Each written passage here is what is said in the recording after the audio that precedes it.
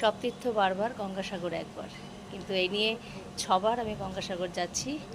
আজ আমাদের গন্তব্য গঙ্গাসাগর। এখন ঘড়ির কাঁটায় প্রায় 6:45। আমরা চলেছি এখন আউটাম ঘাটের দিকে।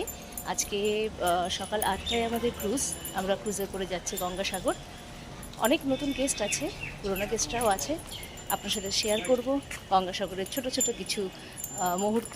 আমরা কেমন এনজয় করলাম ক্রুজে, আমাদের কেমন সময় কাটলো, সব কিছু। সঙ্গে থাকবেন সবাই।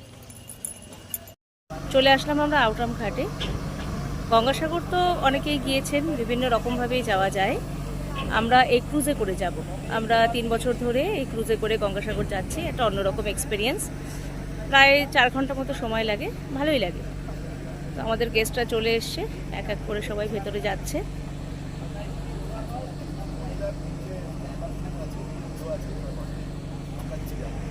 এসি ক্রুজ, ওপরেও বেশ বসার জায়গা। আর কিছুক্ষণের মধ্যে ক্রুজ ছেড়ে দেবে। চলে এসেছি আমরা ক্রুজের ভেতরে, আমাদের বোর্ডিংও কমপ্লিট। আর কিছুক্ষণের মধ্যে ক্রুজ ছেড়ে দেবে, আমরা চলবো কোচুবেড়িয়ার উদ্দেশ্যে। এটা হলো ক্রুজের ইকোনমি ক্লাস। এখানে জায়গাটা বেশ ছড়ানো ছিটানো এবং খোলামেলা। এখানে হাঁটাচলা করতেও কোনো অসুবিধে হয় না। তাই আমরা যখন ক্রুজের টিকিট করি, এখন আমরা সবসময় ইকোনমি ক্লাসের টিকিটটাই প্রেফার করি, যাতে গেস্টদের সব রকম সুবিধে হয়। এটা হলো ক্রুজের সামনের দিক, প্রিমিয়াম ক্লাস। তো প্রিমিয়াম ক্লাস এবং ইকোনমি ক্লাসের মধ্যে পার্থক্য কিছুই নেই, মাঝখানে শুধু একটা দরজা। সিটগুলো দুটোরই সেম, বরঞ্চ ইকোনমি ক্লাসের জায়গাটা অনেকটাই বেশি ছড়ানো। প্রিমিয়াম ক্লাসের জায়গাটা কিন্তু বেশ ছোট, যার জন্য একটু হাঁটাচলা করতেও এখানে অসুবিধে হয়।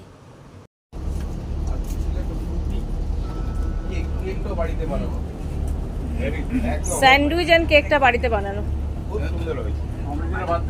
কেকটাও বাড়িতে বানানো না, ওইটা কেনার। ডিম সেদ্ধ, স্যান্ডউইচ আর কেকটা বাড়িতে বানানো।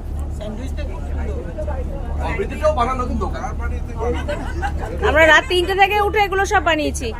আর চাটাও বাড়ি থেকে করে নিয়ে এসেছি, লিকার চা উইথ জিঞ্জার উইদাউট সুগার। এই আমাদের বোর্ড ছেড়ে দিল। জয় জগন্নাথ, জয় জগন্নাথ। বোর্ড ছাড়লো আমাদের।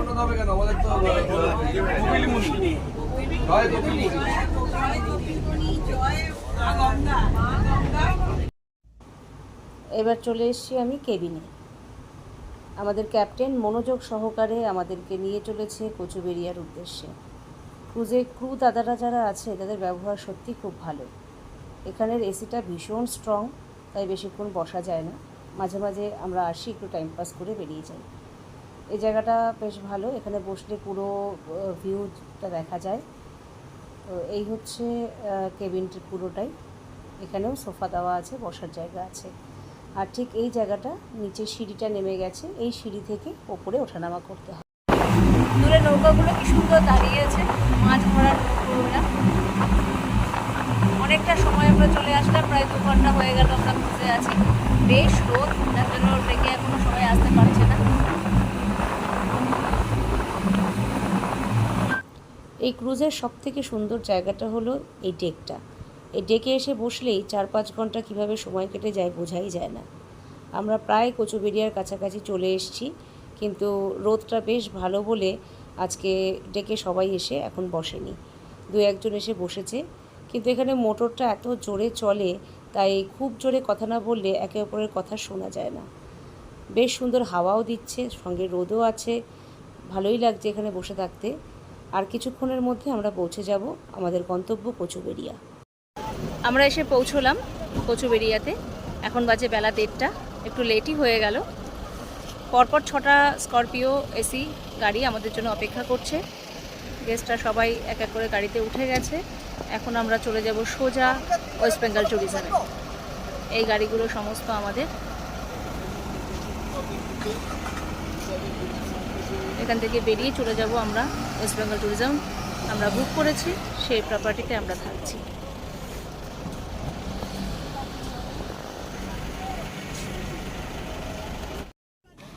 আমরা প্রত্যেকে আমাদের নির্দিষ্ট গাড়িতে উঠে আমরা রওনা দিলাম গঙ্গাসাগরের দিকে। 45 মিনিট মতো লাগবে যেতে। রাস্তাঘাটটা বেশ ভালো। আমাদের সঙ্গে ছিল 6টা এসি টাটা সুমো। গাড়িগুলোও খুব ভালো, সুতরাং আমাদের গেস্টদের কোনো অসুবিধে হয়নি। আমরা এখন সোজা চলে যাব আমাদের কটেজে। সেখানে গিয়ে আমরা কটেজগুলো যে যার মতো ভাগ করে নেব, নিয়ে আমরা লাঞ্চ করে আমরা কিছুটা সময় রেস্ট নেব, কারণ এখন বেশ বেলা হয়ে গেছে, 2:30 বাজতে যায়। তাই আগে আমরা লাঞ্চ করব, তারপর আমরা ঘরে যাব। আমরা চলে এসেছি আমাদের থাকার জায়গা ওয়েস্ট বেঙ্গল ট্যুরিজমের কটেজগুলোতে। এখানে টোটাল 15টা কটেজ আছে এবং সবগুলোই অনলাইনে বুক করতে হয়। আমরা যতবার গঙ্গাসাগর এসেছি আমরা এখানকার প্রপার্টিটা পুরোটাই বুক করি। বেশ ভালো ঘর এবং খাওয়া দাওয়া খুবই ভালো। ঢুকছি এখন কটেজে। কটেজের পেছনেই ইস্কনের মন্দির তৈরি হচ্ছে। আমাদের 3-4টে গাড়ি পরপর ঢুকে গেছে। সবাই এখন প্রথমে রিসেপশনে গিয়ে বসবে, ওয়েলকাম ড্রিঙ্ক নেবে, তারপর আমরা লাঞ্চে বসে যাব। চলছে এখন লাঞ্চ পর্ব। আছে আলু চোখা, বেগুন ভাজা, স্যালাড, চাটনি, ডাল, আলু পটল, মিষ্টি, পাঁপড়, এখানে মাছ। থালি সাজিয়ে দিয়েছে সবাইকে।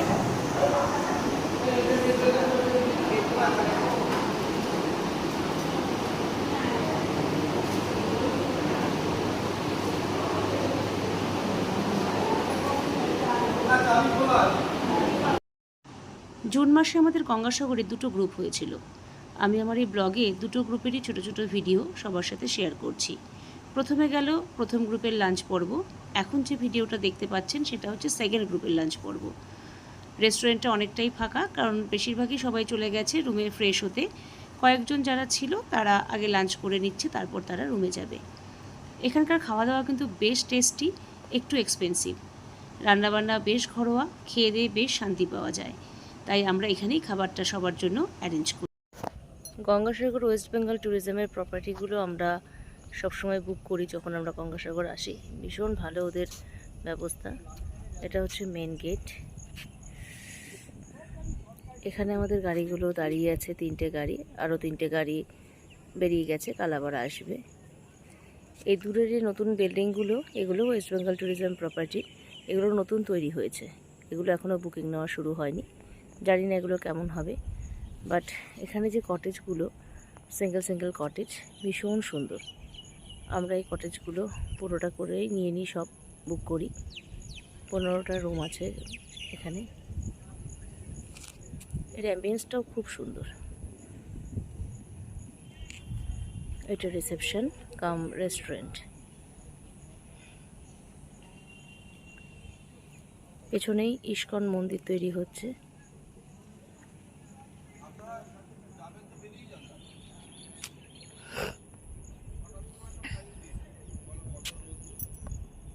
একটা রুমের ভেতর দেখি দেখানো সম্ভব কিনা।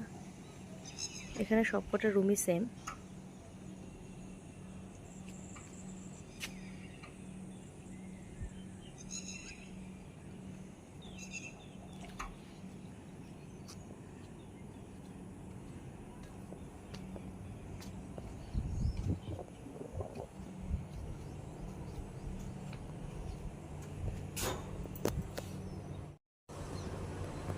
একটু রুমগুলো দেখাই সবাইকে। এখন অগোছালো হয়ে আছে রুম, যদিও যেহেতু চেক ইন হয়ে গেছে।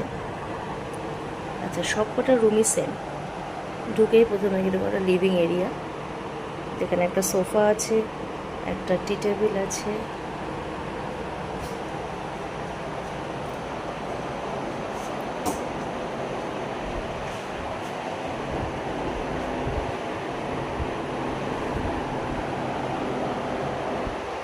একটা এসি আছে,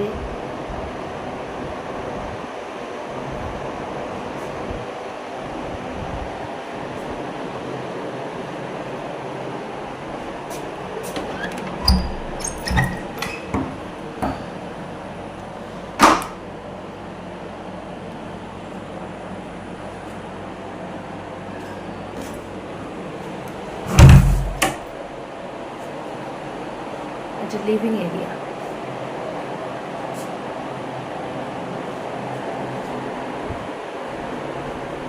এটা বেডরুম। এখানেও সমস্ত ব্যবস্থা আছে আলাদা করে।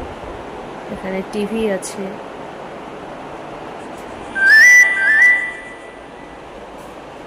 এখানেও ড্রেসিং টেবিল, এটা ওয়ার্ড্রপ, ছোট একটা ফ্রিজ, এখানে চায়ের সমস্ত অ্যামেনিটিস আছে,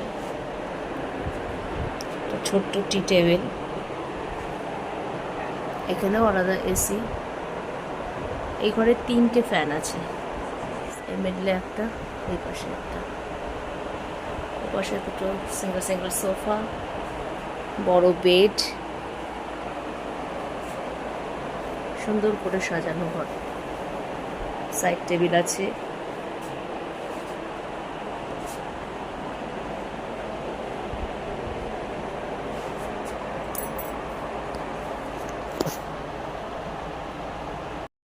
এখন আছে মন্দিরের ভেতরে, অনেক দেবদেবতার মূর্তি আছে এখানে। আর কিছুক্ষণের মধ্যে শুরু হবে সন্ধ্যা আরতি।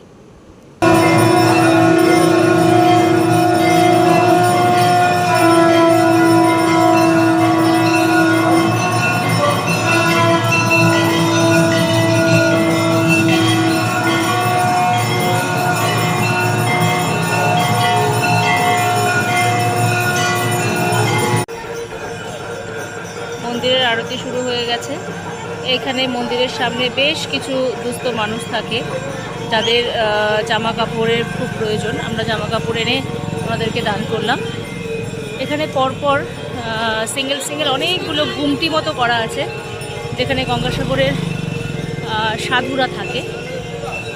বিশেষ করে যখন গঙ্গাসাগরের মেলা শুরু হয় তখন তো এখানে প্রচণ্ড ক্রাউড হয়। এখানে প্রচুর এরকম গুমটি আছে। এখন অনেকগুলো খালি, ওনারা হয়তো অন্য কোথাও চলে গেছেন, বাট কোনো কোনো গুমটিতে 2-1জন সাধুকে দেখাও যাচ্ছে। এবার চলেছি সামনে একটা দোকানে, চপ মুড়ি চায়ের অর্ডার করেছি, সেগুলো রেডি করার জন্য। আরতি হয়ে গেলে গেস্টদের এখানে নিয়ে আসব। গরম গরম চপ চা মুড়ি খেয়ে আমরা চলে যাব। চলছে এখন গরম গরম বেগুনি মুড়ি চা পর্ব। আরতি ঠাকুরের প্রায় শেষের দিকে, তো যারা বাইরে ছিল তারা সবাই চলে এসছে এখন চপ খাওয়ার জন্য, চপ মুড়ি খাওয়ার জন্য। বেশ টেস্টি আর খুব ক্রাঞ্চি বেগুনিটা। এই দোকানটায় গরম গরম চপ ভেজে দেওয়া হচ্ছে, সাথে সময় করে মুড়ি।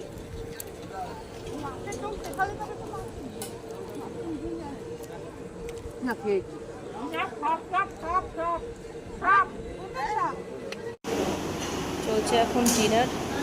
আজকে ডিনারের মেনু আমাদের fried rice, chilli chicken, salad, মিষ্টি। যারা ভেজ খাচ্ছে তাদের fried rice, chilli paneer, salad, মিষ্টি। যারা রুটি খাচ্ছে রুটিরও ব্যবস্থা আছে।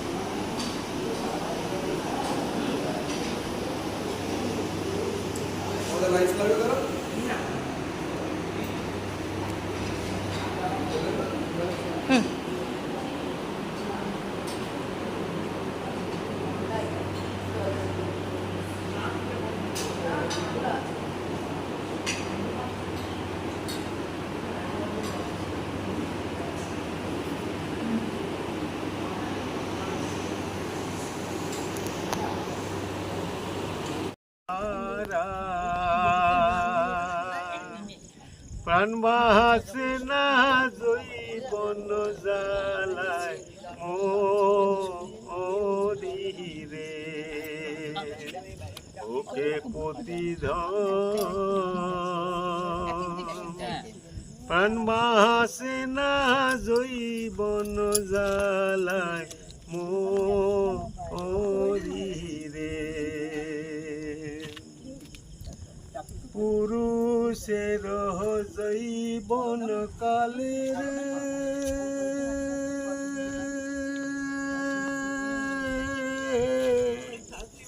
হাতে মোহন বাসি, নারীর জৈবন কালে রে, মুখে মৃদু হাসি, প্রাণ বাহাসে না জৈ। সামনেই জগন্নাথ দেবের রথ। আমাদের রুমের ঠিক পেছনেই একটা ইস্কন মন্দির আছে, সেখানে স্বয়ং প্রভু বসে আছেন জগন্নাথ দেব।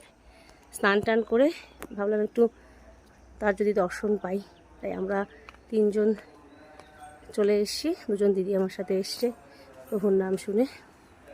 দেখাই মন্দিরটা ছোট্ট, কিন্তু ছোট্ট হলেও মন্দির। রাধাকৃষ্ণ আছেন এখানে। এখন যেহেতু প্রভু অসুস্থ, তাই ওনার মূর্তি এখানে নেই। এখানে আপাতত রাধাকৃষ্ণের মূর্তি রাখা হয়েছে।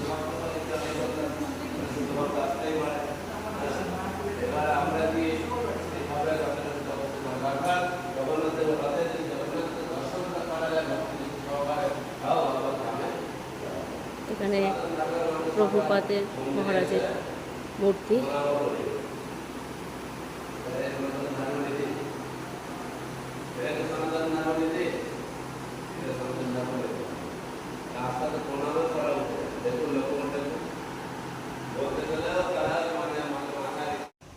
মন্দির থেকে বেরিয়ে আমি সরাসরি চলে আসলাম রেস্টুরেন্টে।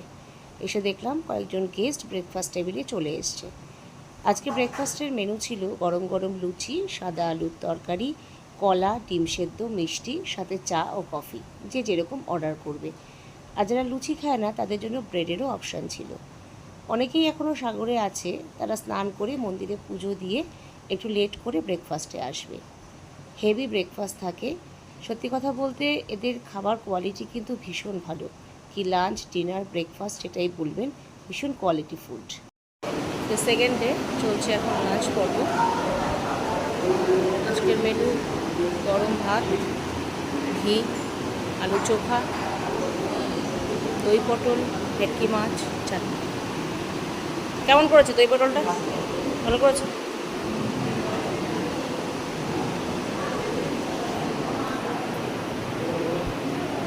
সবাই এখনো আসেনি, আসুন। আমরা এসে পৌঁছলাম এখন আবার সেই কোচবিহার ঘাটে। আমাদের ক্রুজও আস্তে আস্তে ঢুকে গেছে ঘাটে। 4টের সময় ছাড়ার টাইম। এখন আমরা ফিরবো কলকাতায়। গাড়িগুলো সব দাঁড়িয়ে আছে, গেস্টরা গাড়িতেই বসে আছে। প্রচণ্ড রোদ, ভীষণ গরম।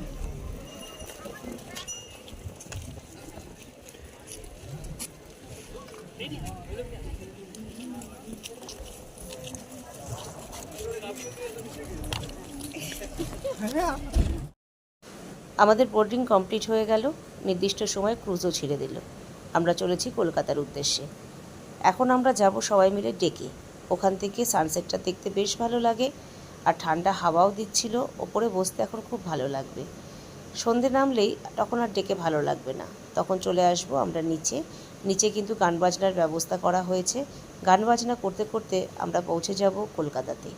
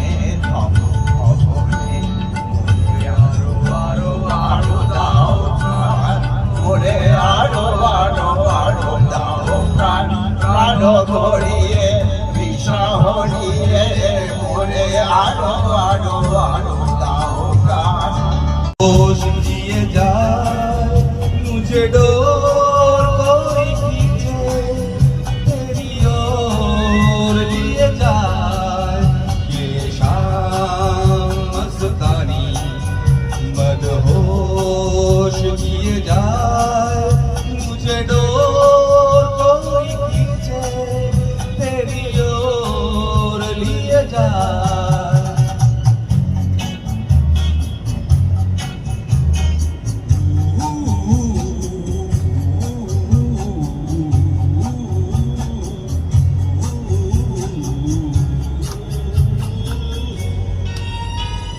दूर रही है तू मेरे पास अभी नहीं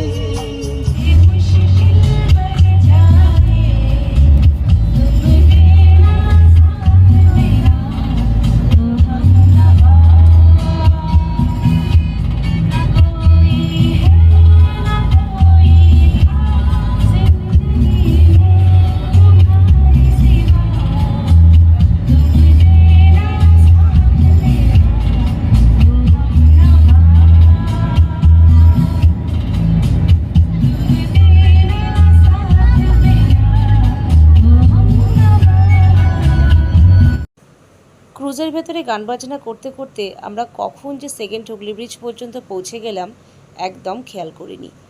আর কিছুক্ষণের মধ্যে ক্রুজ পৌঁছবে আউটরাম ঘাট এবং সেখানেই আমাদেরকে ড্রপ করা হবে। এবার জুন মাসে আমাদের গঙ্গাসাগরের দুটো গ্রুপ ছিল। আমি আমার এই ব্লগে দুটো গ্রুপেরই ছোট ছোট ভিডিও শেয়ার করলাম। আমার ব্লগটা যদি আপনাদের ভালো লেগে থাকে প্লিজ আমার চ্যানেলটাকে সাবস্ক্রাইব করবেন এবং লাইক করবেন। সবাই ভালো থাকবেন, সুস্থ থাকবেন। নেক্সট কোনো ট্রিপের ব্লগ নিয়ে আবার আপনাদের সঙ্গে আমার দেখা হবে। সবাইকে অসংখ্য ধন্যবাদ।